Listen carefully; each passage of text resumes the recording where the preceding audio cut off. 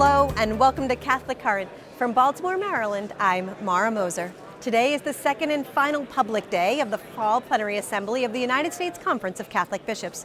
Today, the bishops voted on a number of action items and discussed the National Eucharistic Revival, the Catechism, and other important issues. One of today's votes was to approve changes to the bishop's teaching document, Forming Consciences for Faithful Citizenship.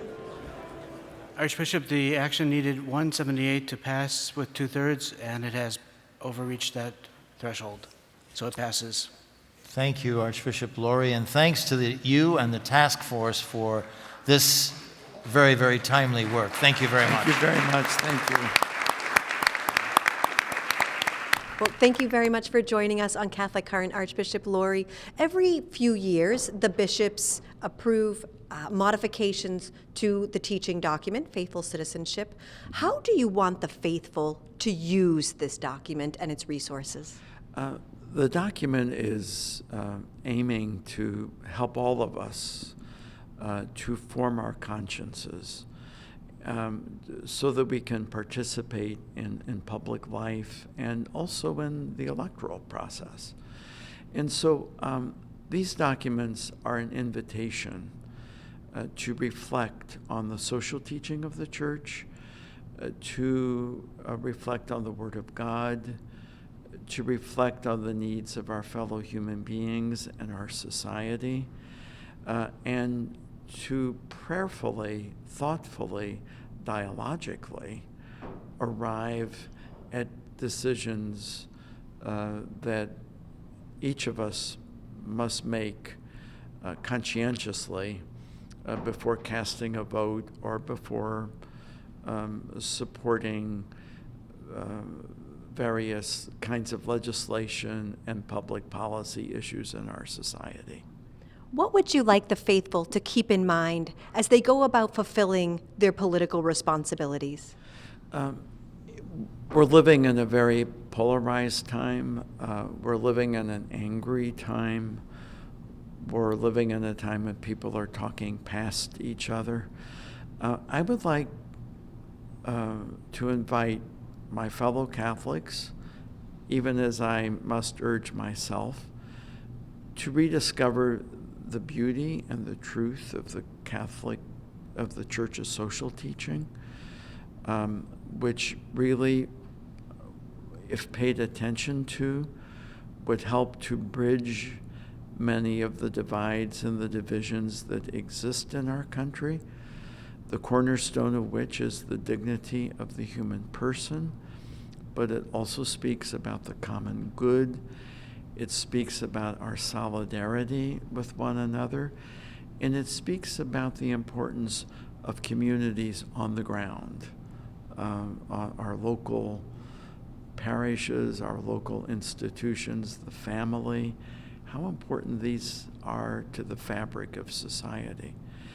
If we begin to see current issues and political choices through that lens, as opposed to the incessant talking points that are thrown at all of us all the time, I think we would see a transformation. And we Catholics are large enough that if we all did it together, we could make an enormous difference in the life of our country. Very well stated. Thank you very much, Archbishop Laurie, for reminding us of that very important message. You're very welcome. Bishop Barron, chair of the Committee on Laity, Marriage, Family Life, and Youth, spoke about the importance of mental health. And of course, you've heard and you probably know these statistics which show us that it's a crisis level. So I'm delighted that our own committee and then Archbishop Gudziak's too wanted to take up the challenge of addressing this problem. So we're proposing a campaign sponsored by the USCCB in 3 stages, the first of which began October the 10th, as you heard, with a novena. And we want this whole thing to be accompanied by prayer. It began with a novena focused on the issues of mental health in our society. The second stage is more educational, and it's focused around what we're going to call round tables. We want to invite all of you in different ways to join these conversations. Bishops talking to clinicians and to psychiatrists and psychologists, social workers, pastoral experts, so we can have really good structured conversations around how we as pastors can help address this issue. So the roundtables, they'll be proposed now in the course of the year, some in person, some online, or maybe a hybrid of the two. But the idea, again, is to get us in conversation with a lot of mental health and pastoral professionals. Then a third stage of the campaign, I'll call it political or legislative, to try to take some action politically to address these issues. The issue is bipartisan.